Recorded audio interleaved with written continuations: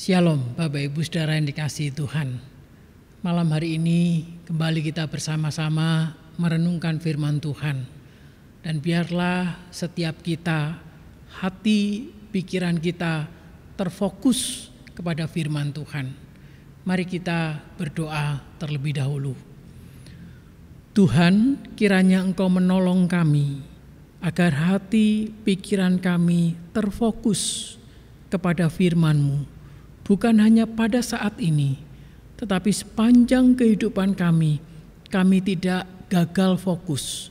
Kami yang kerap kali hidup di dalam kesementaraan ini, dalam dunia yang sementara ini, pikiran kami selalu terarah kepada hal-hal materi.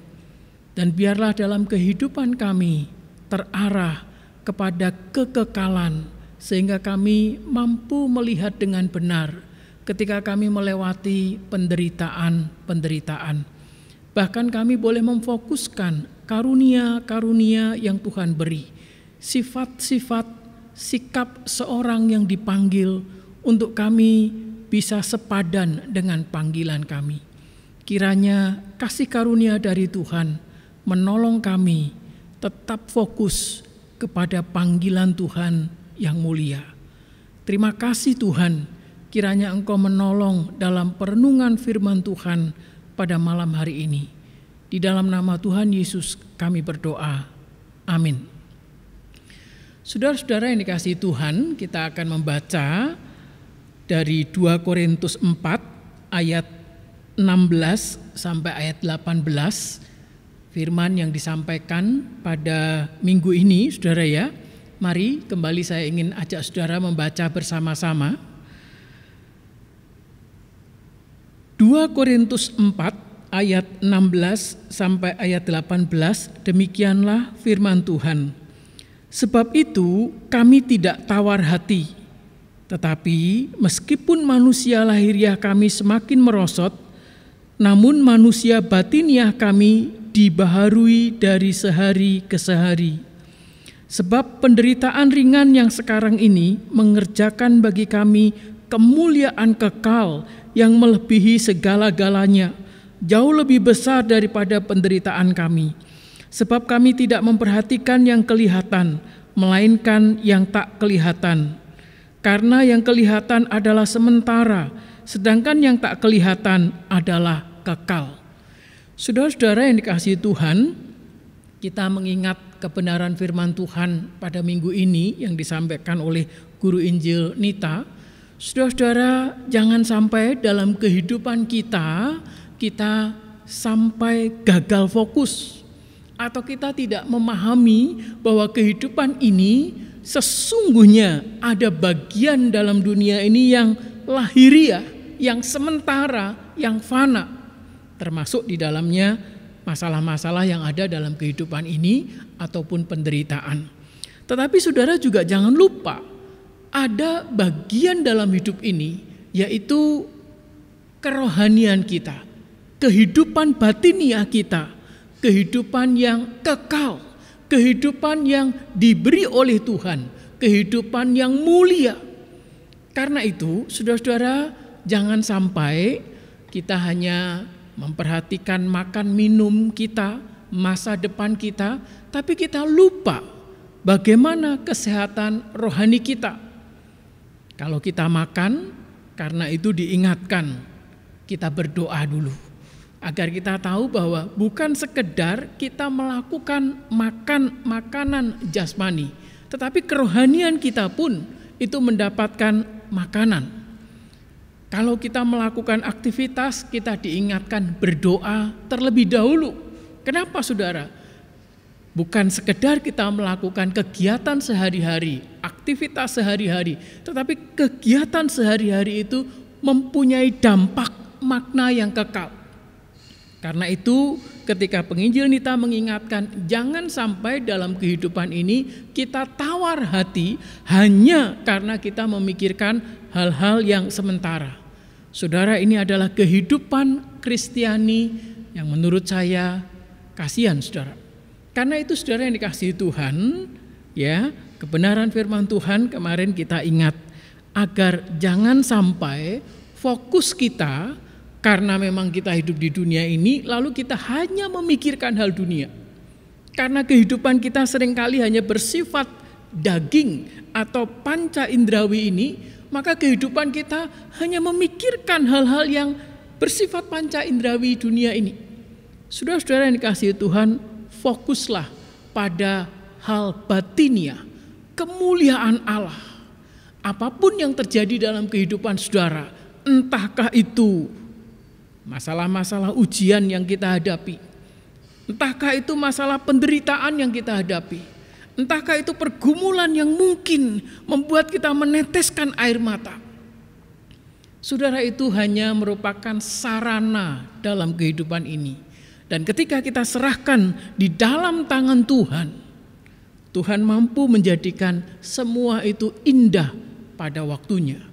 Bukankah itu yang dikatakan oleh Paulus di dalam Roma 8 ayat 28. Allah sanggup menjadikan segala sesuatu itu indah pada waktunya, saudara. Saudara-saudara yang dikasihi Tuhan, hari ini kita akan kembali merenungkan apakah diri kita ini gagal fokus atau diri kita sesungguhnya sudah pada fokus yang benar. Saudara-saudara, mari kita mengenal diri kita. Siapakah kita sesungguhnya? Minta maaf saudara ya, kadang-kadang kita ini tidak mengenal siapa diri kita. Bukan berarti kita tidak ingat nama kita, tentunya tidak demikian saudara ya. Saya yakin kalau ditanya siapa dirimu, ya kita ditanya ya pasti tahu. Oh, nama saya Bagio, oh nama saya Budi, nama saya Beni, gitu kan kita tahu semua saudara ya. Tapi masalahnya bukan sekedar nama kita, tetapi karakter kita yang di dalam, kerohanian kita. Apakah kita mengenal siapa diri kita? Saudara, salah satu cara mengenal diri kita dan kita mengoreksi, ya, berefleksi dalam kehidupan ini, apakah saya dalam hidup ini sudah memfokuskan yang benar atau saya memfokuskan kepada hal yang sia-sia. Saudara, saya teringat akan khotbah dari penginjil Beni beberapa bulan yang lalu atau tahun yang lalu, saudara ya, ketika membuat satu kutipan, saudara ya. Saudara, apa yang menunjukkan atau siapa sesungguhnya kita, yang menunjukkan identitas diri kita? Saudara, kalimat yang cepat yang bisa membuat kita sadar siapa diri kita dan fokus kita kemana, saudara, kita bisa pikirkan sebenarnya waktu yang terbanyak yang kita gunakan itu untuk apa? Apakah waktu kita hanya kita gunakan kepada sekedar hal-hal yang sifatnya jasmania? Atau kita bisa membuat sekalipun itu hal jasmania, tetapi itu menjadi pekerjaan Allah, itu menjadi hal-hal yang rohania. Maksud saya begini saudara ya, kita tidak mungkin hidup di luar hal-hal jasmania, karena memang kita hidup secara jasmani saudara ya. Tetapi ketika kita melakukan sesuatu, apakah kita mampu menghubungkan itu dengan apa yang dikerjakan Allah, apa yang diinginkan Allah untuk kita kerjakan dalam peristiwa-peristiwa itu? Atau kita hanya memikirkan, ya ini hanya bersifat sementara, ini hanya masalah jasmani, lalu kita tidak bisa mengkaitkan dengan hal-hal rohani. Saudara-saudara yang dikasihi Tuhan, waktu yang kita gunakan, apakah kita pakai hanya semata-mata untuk hal-hal yang sementara? Atau di dalam kesementaraan ini, kita bisa memakai waktu kita untuk bersama-sama Tuhan. Sekalipun kita ada di dunia, tetapi kehidupan kita selalu mengingat Tuhan. Saudara, hal lain yang untuk membuat kita sadar siapa diri kita dan sebenarnya apa yang menjadi fokus kita, saudara juga bisa memikirkan keuangan kita, ya, ekonomi kita, ya. Apakah keuangan kita kita pakai semuanya hanya untuk kebutuhan jasmani kita, keperluan, keinginan kita. Atau kita mulai berpikir ini juga untuk orang lain. Ini juga untuk kemuliaan Tuhan. Saudara-saudara, yang dikatakan materi, uang, ya, hal-hal yang ekonomi sifatnya betul-betul itu sifatnya jasmania atau sifatnya sementara. Tetapi kita bisa menggunakan hal itu bukan sekedar untuk hal-hal yang sementara, tetapi untuk menyatakan kehadiran kerajaan Allah. Karena itu, saudara yang dikasihi Tuhan, jangan sampai dalam kehidupan ini kita hanya berfokus pada satu hal saja yang sifatnya jasmania. Karena itu, saya ingin mengajak saudara, ya, kita belajar memfokuskan atau melatih diri kita dalam kehidupan kita ini fokus pada hal yang rohania. Saudara, saya ingin mengkaitkan bagian ini dengan Kolose pasal 4 ayat 1 sampai yang keempat. Saudara, Kolose pasal 4 ayat pertama sampai keempat, firman Tuhan berkata demikian. Sebab itu aku menasihatkan kamu, aku orang yang dipenjarakan karena Tuhan, supaya hidupmu sebagai orang-orang yang telah dipanggil berpadanan dengan panggilan itu. Hendaklah kamu selalu rendah hati, lemah lembut dan sabar. Tunjukkanlah kasihmu dalam hal saling membantu, dan berusahalah memelihara kesatuan roh oleh ikatan damai sejahtera. Satu tubuh dan satu roh, sebagaimana kamu telah dipanggil kepada satu pengharapan yang terkandung dalam panggilanmu. Saudara-saudara yang dikasihi Tuhan, di saat persekutuan doa ini, saudara, kita pakai waktu kita bukan sekedar untuk hanya sekedar nonton persekutuan doa, tetapi mari hati dan pikiran kita arahkan kepada firman Tuhan dan apa yang Tuhan inginkan agar fokus kita tidak salah, saudara. Saudara, belajar dari Kolose pasal 4 ini, Paulus kita lihat dia dalam penjara, dalam kondisi jasmania, dirinya di penjara. Tetapi ketika dia dalam penjara, dalam kondisi yang tidak nyaman, dia bisa memakai kondisi yang tidak nyaman itu justru mengajar umat Tuhan. Apa yang dia lakukan? Justru dia mengingatkan, sebab itu aku menasihatkan kamu, aku orang yang dipenjarakan karena Tuhan. Jadi dia dipenjara bukan karena kesalahannya, tetapi karena hal yang dia lakukan untuk Tuhan. Bahkan kemudian di dalam penjara dia berkata supaya hidupmu sebagai orang-orang yang telah dipanggil berpadanan dengan panggilan itu. Paulus mengingatkan umat Allah bahwa hidup kita sekalipun sementara, tetapi ingat engkau sudah dipanggil. Panggilan itu adalah panggilan yang mulia. Karena itu kamu harus hidup sesuai dengan panggilannya agar kita tidak gagal fokus, saudara. Kemudian Paulus mengingatkan kepada kita bagaimana kita hidup di dalam panggilan. Kita hidup tidak gagal fokus, karena itu Paulus mengajak kita berusaha menunjukkan kehidupan sesuai dengan panggilan kita. Saudara-saudara yang dikasihi Tuhan, ayat yang kedua, Paulus mengajak jemaat di Efesus hidup sesuai dengan panggilan itu agar kita tidak gagal fokus. Sekali lagi saya katakan demikian, saudara. Paulus berkata, hendaklah kamu selalu rendah hati, lemah lembut dan sabar. Saudara, 3 frase ini termasuk kalimat atau kata frase yang sebenarnya ini istimewa, saudara ya. Karena kata rendah hati ini, saudara ya, ini dalam standar moralitas Yunani atau pengajaran Stoa, saudara, itu tidak masuk kategori, saudara. Tetapi luar biasanya, Paulus mengajarkan bahwa standar orang yang dipanggil oleh Tuhan, dia akan belajar untuk rendah hati. Saudara bisa membandingkan dengan apa yang Musa lakukan dan kenapa Musa dipanggil.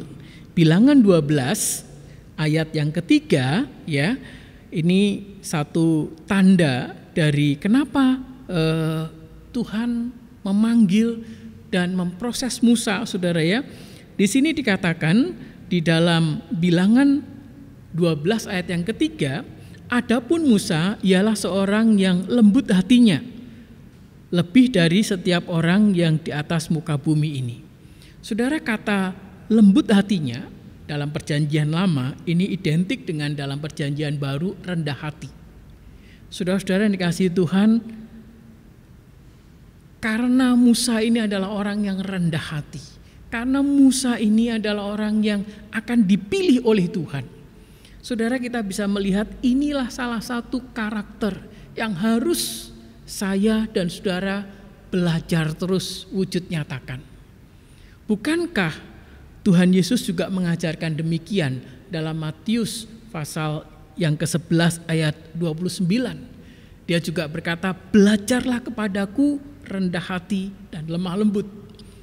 Karena itu kita sudah seharusnya sudah sepadan, atau kita kalau mau berpadanan dengan panggilan itu, kita juga belajar untuk rendah hati. Paulus di dalam Filipi 2 ayat yang ketiga juga mengingatkan bagaimana orang-orang yang rendah hati itu seharusnya berbuat. Salah satu yang dicatat adalah mengutamakan orang lain. Bukan memupuk ego, tetapi mengutamakan orang lain. Menganggap orang lain lebih penting dari dirinya. Itulah salah satu karakter yang seharusnya kita terus latih dalam diri kita agar kita tidak gagal dalam melihat kehidupan ini, saudara. Dan Paulus juga kembali mengingatkan ya, rendah hati, lemah lembut dan sabar. Lemah lembut jangan ditafsirkan lemah gemulai, bukan, saudara ya. Lemah lembut ini ya dari makna kata aslinya mempunyai arti kuda liar ya yang dijinakkan. Saudara tahu kalau kuda liar dijinakkan, apakah itu berarti dia kehilangan kekuatan? Tidak, saudara ya. Kuda itu masih kuat, masih punya power. Tapi bedanya kuda liar yang benar-benar liar sama kuda liar yang sudah dijinakkan adalah yang sudah dijinakkan dia bisa mengontrol dirinya.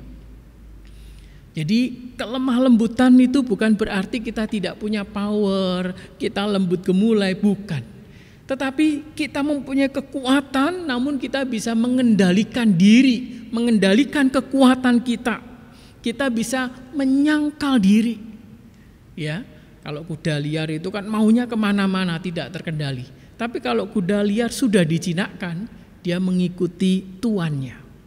Karena itu saudara, kita harusnya mengikuti Tuhan yang sudah menebus kita. Tuhan Yesus yang sudah mati di kayu salib menebus kita. Itulah yang seharusnya menjadi standar kehidupan kita. Dan kita mengikuti dia. Untuk apa? Supaya kita tidak gagal fokus dalam hidup ini. Kita juga diminta untuk sabar. Ya, rendah hati, lemah lembut, sabar. Satu bagian yang diajarkan itu harus dinyatakan dalam kehidupan orang Kristen. Dan itulah kasih yang harus diekspresikan dalam saling membantu, saling menolong. Ayat ketiga dikatakan demikian, ya. Ayat yang kedua bagian terakhir dikatakan, hendaklah kamu selalu rendah hati, lemah lembut dan sabar, tunjukkanlah kasihmu dalam hal saling membantu. Dan ayat yang ketiga dikatakan, berusahalah memelihara kesatuan roh oleh ikatan damai sejahtera. Saudara, kasih yang Tuhan berikan bagi kita, itu kasih yang kita ekspresikan ya melalui karakter-karakter yang terus kita latih dalam hidup kita untuk senantiasa rendah hati, lemah lembut, sabar. Saudara-saudara, namun yang ingin saya ajak saudara merenungkan bagian yang terakhir ini. Saudara, mungkin kita berkata kita ini orang Kristen. Mungkin kita berkata bahwa kita ini dulu pernah mengikuti aturan-aturan Tuhan. Tapi hari ini kita sudah mati, saudara. Saudara-saudara, ini kasihan sekali. Karena itu saya ingin memberikan penekanan, apa bedanya makhluk hidup dengan makhluk yang mati atau benda mati. Kalau makhluk hidup itu pasti bisa bertumbuh, berkembang, betul sekali. Kalau benda mati ya tidak bisa bertumbuh, tidak bisa berkembang. Kalau benda hidup atau makhluk hidup, dia akan berusaha mempertahankan hidupnya. Karena itu ayat 3 dikatakan, dan berusaha memelihara kesatuan roh. Secara singkat saya ingin katakan demikian, saudara ya. Kalau seseorang itu memiliki roh Tuhan, memiliki satu spirit dari Tuhan, dia akan berusaha hidup. Maksudnya berusaha hidup dalam hal ini adalah berusaha memelihara kesatuan roh. Saudara-saudara, tanda kita sebagai orang Kristen yang hidup ketika kita menjaga kesatuan roh dalam ikatan damai sejahtera. Namun yang seringkali menjadi permasalahan adalah ada orang-orang yang ya kelihatannya rohani, saudara ya. Namun dia kadang-kadang begini, berkata bahwa ini demi keadilan. Lalu menyatakan keadilan dengan menindas orang lain. Atau menyatakan keadilan karena dorongan yang sesungguhnya karena dia marah atau kesal.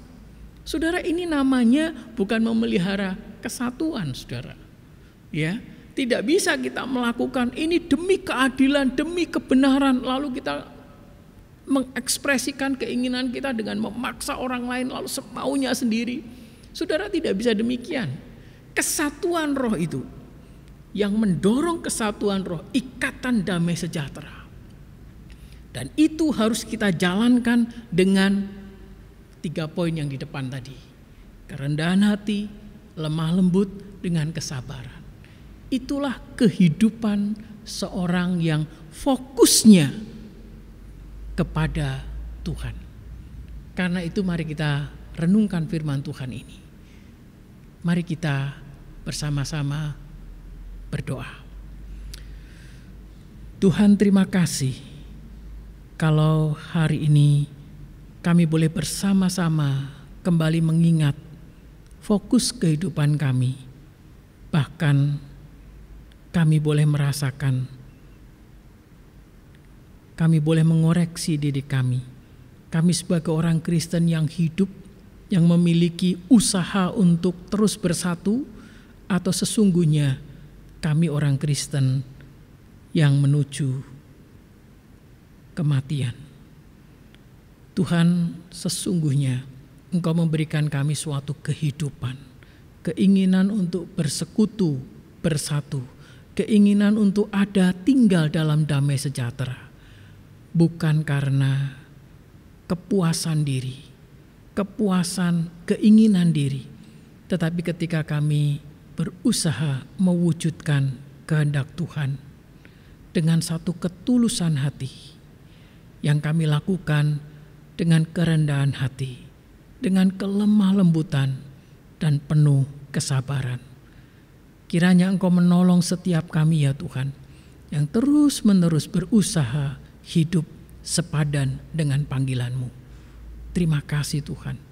Dalam nama Tuhan Yesus kami berdoa. Amin.